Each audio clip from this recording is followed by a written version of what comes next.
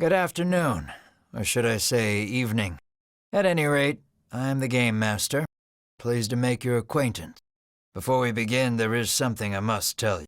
You see, my job is to draw you into this world with my voice and cards, which is why I believe it best for you to play with the sound on. In fact, I insist on it. However, as you can see, my voice is subtitled, so you can always read along as well. Now then, are you ready? Let's begin. Welcome to Voice of Cards. You are about to take the first steps of your adventure. Through a realm of sword and sorcery you will travel, battling bloodthirsty monsters as you strive to realize your ambitions. I have every faith you will accomplish great things here. I am merely a witness to your exploits. Now then, your departure draws nigh. May your journey be a safe one.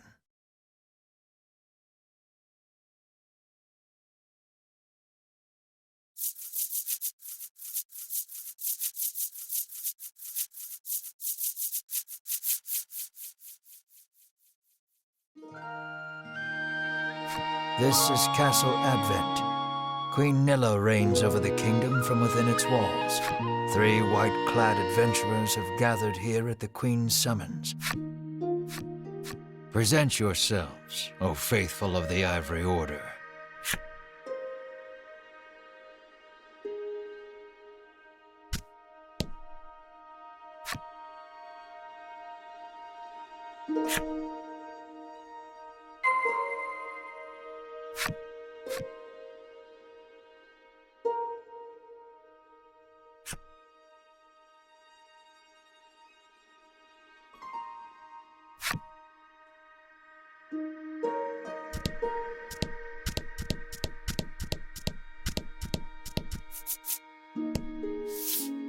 From upon her throne, the Queen regards the adventurers. So you are disciples of the Order. The youngest of the 3 steps forward. She holds herself with well-born grace. I am Winifred of the Ivory Order, Your Majesty, she says. I lead this fellowship. She bows, glancing to her 2 companions. In response, the stern-looking one inclines his head and brusquely names himself Berwin. The older man is the picture of courtesy as he genuflects and introduces himself as Hedwyn. It is these 3 our story follows today. The Queen acknowledges the fellowship with a nod. Under normal circumstances, I would entrust this to my soldiers, but I do not. It seems the troubled Queen is judged she can entrust this matter to none but the Ivory Order, beloved of the people and unmatchable in battle. It is our honor to serve you, Your Majesty, and thus the quest falls to the Fellowship. Short of any clues that could lead them to the culprit, however, they press the Queen for further information. The Fellowship asks the Queen if she knows anything about the thief. The Queen says witnesses might be found at Nexton. The Fellowship asks the Queen what the royal treasure is. The Queen describes a bottle containing a certain liquid. Without it, she trails off, but the desperation in her voice suggests its loss could spell disaster for the kingdom. Usually, one would expect recompense for this sort of as demanding a reward would go against the tenets of the Ivory Order, you hold your tongue. The Queen, however, has already said she will reward the Fellowship with whatever they desire. It seems the royal treasure is just that important. Pray tarry no longer here. I await news of your success. The Fellowship bows and takes their leave.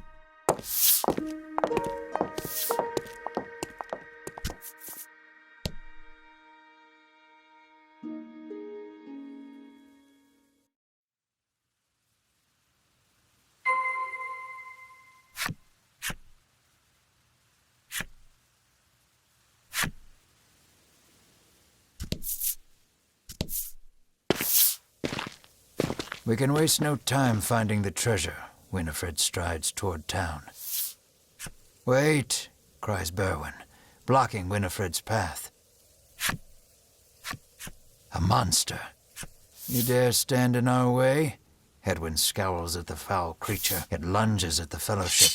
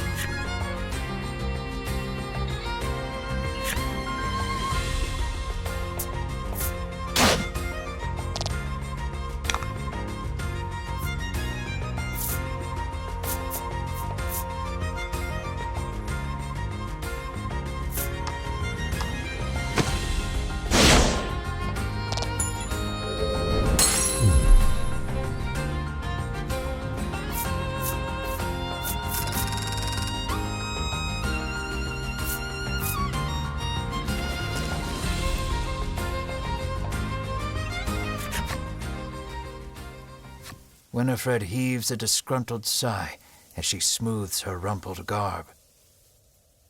Showing no signs of weariness from battle, Berwin silently wipes the monster's ichor from his weapon. Hedwyn inspects the remains of their foe. The Queen spoke true, he mutters, his face masked in contemplation. Winifred gives a grim nod at his words. Mayhap the treasure's theft and the monster's behavior are connected somehow. First things first, the Fellowship needs to gather more information. To Nexton they set their sights.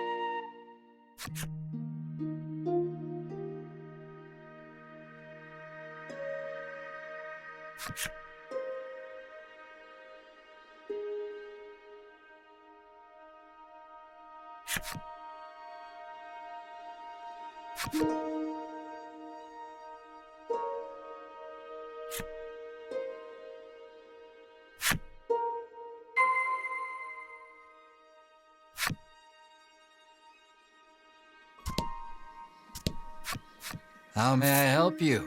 The proprietor inquires.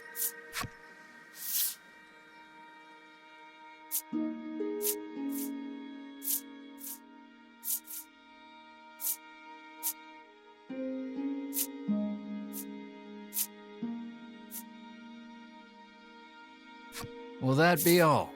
The proprietor asks.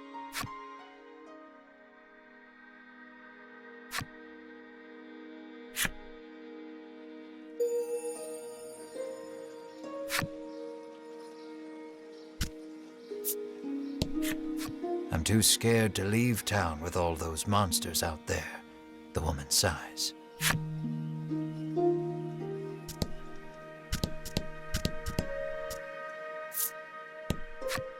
Welcome to Nexton, hails a man.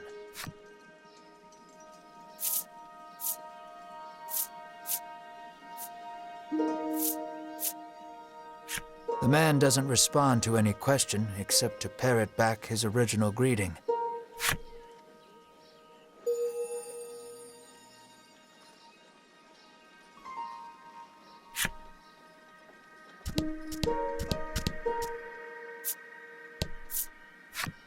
A woman sits hunched over by the side of the road. Upon catching sight of the Fellowship, she calls out for their aid. She's sprained her ankle and needs you to take her to the nearby apothecary. Winifred rushes to her and helps her up. Berwin lifts the woman onto his back, and the Fellowship sets out in search of an apothecary.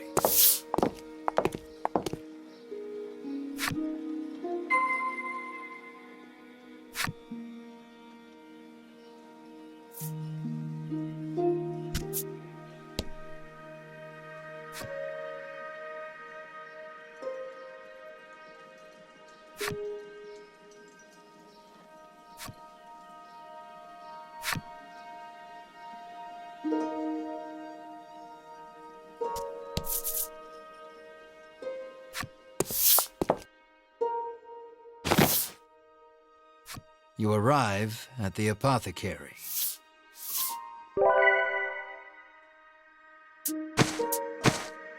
After taking a curative, the woman begins hopping up and down. Nothing holds a candle to Ivory Order medicine, she beams. She turns to the Fellowship, her eyes widening in surprise. You three. It seems she's only now realized the Fellowship are disciples of the Ivory Order. The woman takes each of their hands in turn, thanking them for their service. The Ivory Order is famous for providing medical supplies throughout the realm, and indeed the wider world. Every smile the Order brings to someone's face makes Winifred proud to be a disciple.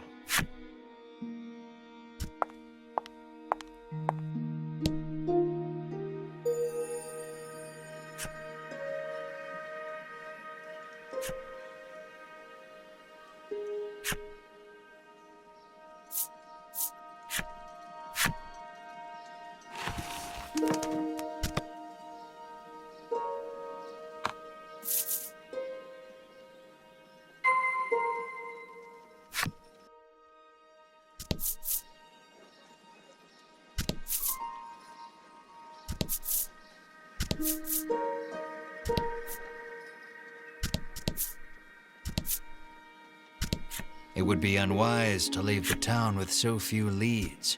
Perhaps you'd have the Fellowship ask around for more information. The man helpfully advises you take the opportunity to purchase equipment and curatives while you are in town.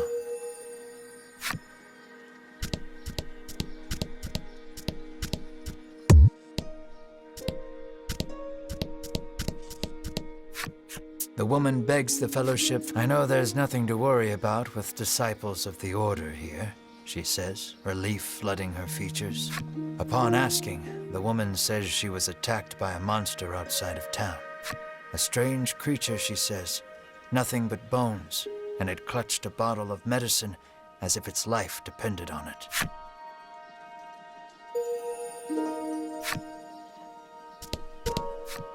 The man claims he saw a suspicious someone leaving the castle grounds carrying what looked to be a medicine bottle. He didn't get a good look at their face, but says they were nothing but skin and bone. The Fellowship thanks the man for the useful information.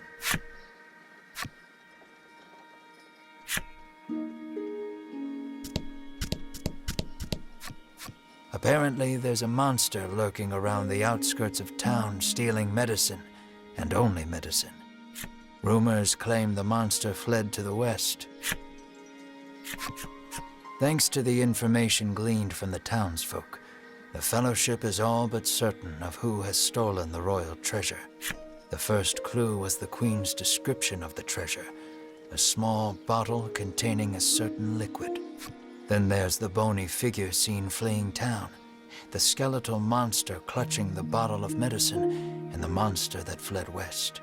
From all that information, the Fellowship distills the thief's true identity.